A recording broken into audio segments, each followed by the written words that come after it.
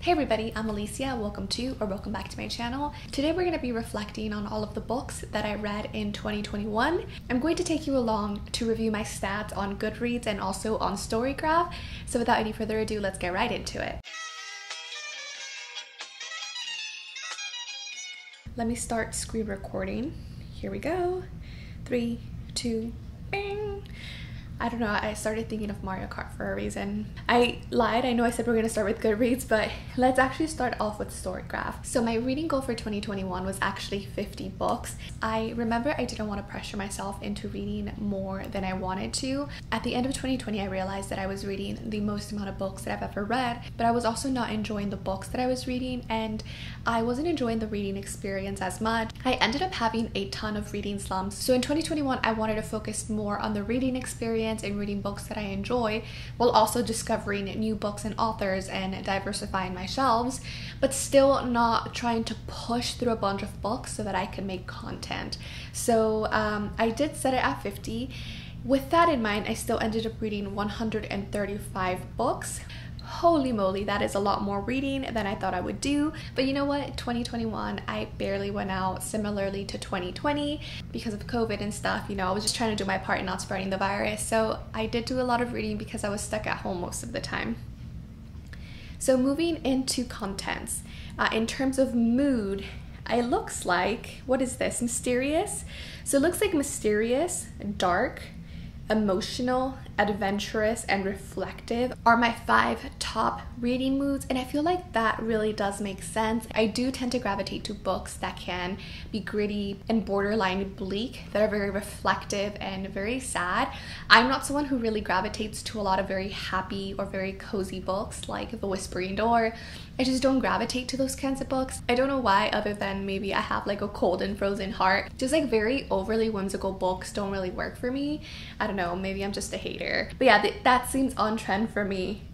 Okay, in terms of pace, so it does look like I prefer to read medium pace books. That accounts for 53% of the books that I read, with 25% fast and about 22% books are slow. This one surprises me because I feel like I tend to gravitate to books that read very slow. I personally really like that slow build of an eerie atmosphere and that very slow build of tension. But maybe the books that I gravitated towards in 2021 that had that kind of feeling were medium pace books. So that was interesting. So in terms of page number, so I only read 7% books that were over 500 pages. Okay, and I'm kind of mad about this because I ended up DNFing The Stand, but I DNF'd it like at about 50% through or something like that, which was over 500 pages.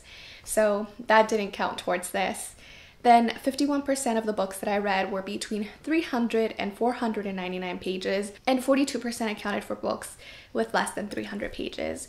Yeah, I feel like this is also pretty accurate. I tend to gravitate to books that are long enough for them to explore some sort of thematic element, but not too long that it feels like I'm reading a brick or like it's endless. Although near the end of the year, I really got into novellas, and I realized that novellas and actually short stories work really well for me, and I really love that format as long as it's executed really well. And that's something that I hope to continue more in 2022, just reading more short story collections and more novellas in general. This one is really sad because nonfiction used to be one of my top read genres, and it only accounts for 11% of the books that I read in 2021. So that is something that I do want to fix in 2022. Go back to reading more nonfiction books. I want to read at least one a month, if it's possible. I read nonfiction really slowly though, like really slowly. So we'll see how that goes. Now, in terms of genres, this is also one that is really interesting because I'm someone that goes through moods. Like, for certain weeks, I'm just in like an immense fantasy mood, and then the next month I'm like, oh, I love literary fiction, and then the next month is like thrillers is where it's at, and I just keep going through these like phases and cycles where I only pick up books from one genre. So it's really interesting for me to see that overall I still tend to pick up a lot of fantasy and a lot of thrillers overall and over the entire year. Then we also have mystery up there. Young adult is also another one that I was like, what? Because I tend to think that I don't pick up a lot of young adult, but I really do. I do like young adult books. But there's quite a range here. We have horror, literary, contemporary, historical, romance. Like, there's nothing that I don't pick up. Well, classics is very low. What classics did I read this year? Oh, The Great Gatsby, Kindred, The Tunnel, and Aura. Yeah. Actually, in 2022, I don't want to commit myself to read classic. That's not an official project that I am launching, but I do want to pick up more classics, and more classics from the non-Western English-speaking canon. I have one of the classics that I really want to get to is the posthumous, what's it called? The posthumous, it's over there. I need my glasses. I feel like an old lady. The posthumous, let me get it. Okay, here it is. It's The Posthumous Memoirs of Bras Cubas by Machado de Assis. So I really want to read this. I think this is actually a horror classic. I realized that I can go ahead and pick up classics from genres that I'm really interested in. So I'm hoping to pick up more horror classics, fantasy classics, and science fiction classics overall. I actually also really want to read The Lord of the Rings, so this is a journey that I might embark on. I don't want to say I'm officially going to, but it's one that I might just pick up and read throughout the year without actually adding it to a monthly TBR or anything like that, because I know this is going to take me ages to read. So yes, reading more classics from genres that I already read, primarily fantasy, horror, and sci-fi. So we'll see how that goes. Okay, so format. This isn't accurate because when I log my books on Goodreads and Storygraph, I don't actually search for audiobook or ebook. I just log it. And I wasn't actually personally keeping track of what format I read books in. That's something that I am going to do this year. I already started a spreadsheet, so I will have those stats for you next year, but unfortunately this is not accurate. I would say, if I had to guess, that ebooks account for less than 5% of my reading and audiobooks account for a little bit over 50% of what I'm reading or was reading in 2021. Now, it says most read authors. Riley Sager, of course, surprise, surprise. Riley Sager, I embarked on a journey with Riley Sager books. They're just very fun and easy to read. They can be a little bit frustrating, but you know, I just have a good time with them. So I did read a lot of his books. I was actually thinking of making a video on Riley Sager, but I don't know, should I still do it? Maybe, we'll see. I know he's coming out with a book next year, Across the Lake. The lake across the street, the house across the lake, something like that. I might read it and then make the video then, we'll see. Then after that is Tiffany D. Jackson, who I love, Jeff Vandermeer, who I also love, Brandon Sanderson. I ended up reading Mistborn Era 1 and I'm on book 2 of Mistborn Era 2, so that makes sense. Then Silvia Moreno Garcia, Tochi Onyebuchi, Simone St. James. Pretty good list here. I do hope that next year my top 3 or 4 authors are not cis white men though, so that's something that I'm hoping to change. So in terms of my average rating, it's 3.87, which is lower than in 2020. I think my average rating in 2020 was near 4 stars. It was like 4.1 or something like that, which does make sense because something that I wanted to do in 2021 is really read outside of my comfort zone, read in genres that I had never read before or read very little of, like romance and thriller and mystery and horror, which I did read a lot of, but also read new authors and translated fiction. And I also had a goal to diversify my shelves. Now what this meant is that I was reading a lot of new authors that were new to me, and specifically in genres that I had never really read before. I think the low rating is accounted for reading in genres that I don't really quite enjoy, like romance. I read a lot of the overhyped romance books that might not necessarily work for me. I realized that I'm someone that really likes love triangles, but a lot of the popular romance books right now are enemies to lovers, which I tend to not enjoy, so a lot of them were rated really low. So this totally makes sense. In 2022, I hope to still continue to read outside of my comfort zone, but I also want to continue to explore some of the authors that I found this year that I absolutely adored, and maybe even do more rereading, because that's something that I didn't do. I had one reread in 2021 and it was Annihilation by Jeff Vandermeer. So I want to reread more. I actually want to do a video where I reread my childhood favorites and see if they're still favorites. So something like that. So more to come on that. Now let's go ahead and switch over to Goodreads. I don't know where to find my Goodreads information. I obviously don't know my Goodreads very well. I know this is gonna seem silly because I edit videos on my laptop, but I actually don't know how to screen record on my laptop. So I'm going to migrate over to my laptop and then pop up photos of my Goodreads because I don't know how to find it on my phone app. I know how to navigate the website, but not my phone app. The shortest book that I ended up reading is Santa in the City. This is a children's picture book by Tiffany D. Jackson. And this is actually the coziest book that I read in 2021 as well. And Santa in the City was only 32 pages long.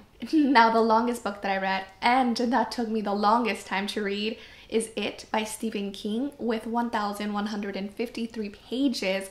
And I think it took me 3 months to read. Now the most popular book that I've read, and you know, is it the most popular because it says people also shelved? So it means that a lot of people are shelving this book, but are they actually reading it? And are they actually really liking it? Maybe it makes it the book that people are the most interested in reading, but I don't know if that makes it the most popular, you know? Anyway, this is The Great Gatsby by F. Scott Fitzgerald. And the least popular book that I read was Cygenic by Monique Poirier, with only 37 people shelving this.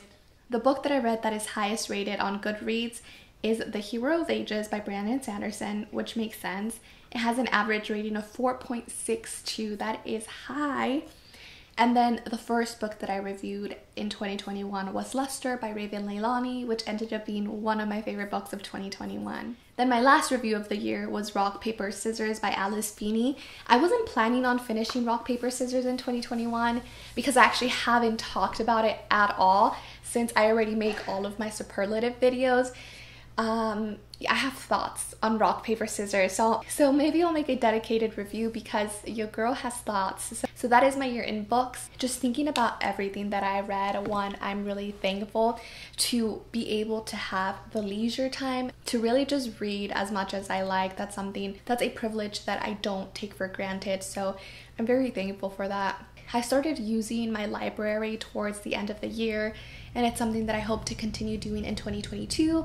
It's a great way for you to save money and for you to support your local library. I actually did realize in 2021 that I didn't have the healthiest relationship with money, and maybe that comes from my low income background. When my family was growing up, we were below the poverty line, and that really created a negative effect, a negative relationship between me and money. I know I had a book buying ban in 2021. I really thought that that was the way to go about it, but I realized that that doesn't help me build a healthy relationship with money. If anything, it makes me anxious because there's a book that I really want to get or an author that I really want to support and I can't buy it. And then all of a sudden I'm making a list, and that list is like 100 books long of all of the books that I want to buy after my book buying ban is over, and that is not healthy either. So in 2022, I just want to be more intentional with the books that I buy.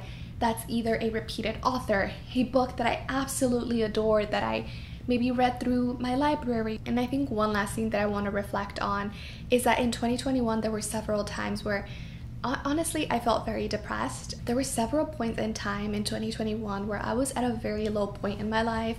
I'm not someone who shies away from talking about mental health, and I do battle with depression. It's something that I've battled with since I was very, very young. And I think being online and putting a lot of my pressure to put out content really negatively affected my mental health. So in 2022, again, just incorporating the intentionality part of it, I want to be kinder with myself.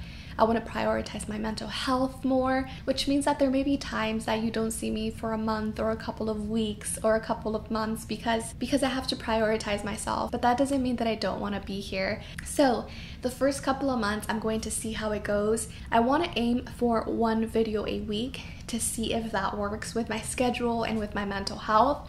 If I'm feeling really good that month, or if I have a lot to talk about, maybe I'll make it 2 videos per week.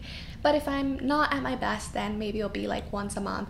We'll see. I'm gonna play around with it. We're gonna play around with it and see where it goes. If you've made it this far, I just want to thank you from the bottom of my heart and let you know how much I appreciate you. I hope that the new year is treating you with kindness. Thank you for being here. You are truly appreciated.